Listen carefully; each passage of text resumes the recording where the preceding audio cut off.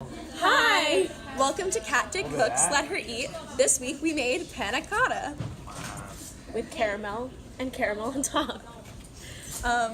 So our Panna Cotta has a pretty light caramel. So lighter caramel is sweeter, and darker caramel is More complex and bitter. flavor. So as an example, we were able to get another group's caramel, and if you can see it, it's a lot darker than ours. So when you taste it, it tastes a little bit more bitter.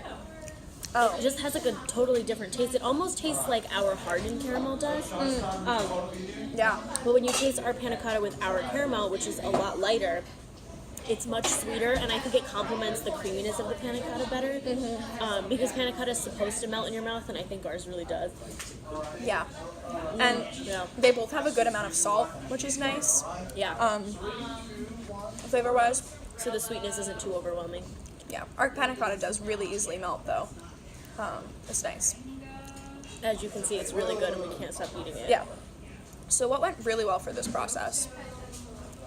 I feel like making the panna cotta on day one went really well. Yeah. Super smooth process. We got everything in the ramekins, and we were The done. process of just like the milk custard was great. I think what if we would change is I would let the water evaporate from the simple syrup a little bit more when we were making the caramel before we added the cream and butter. Because the cream and butter, we had to end up putting it back on the oven or back on the stovetop. Back on the stove, just because it didn't darken enough. And we ended up stopping it fairly light, but we just wanted some color because we didn't really have any color because there was just too much water in the mixture. I also think that with this, like the candied sugar on top, the caramel, I would like watch it a little bit more carefully because we burned it a little bit. But it still tastes very good. Yeah, it's all nice still very garnish. tasty. Yeah. So that's been all. Bye. Let her eat.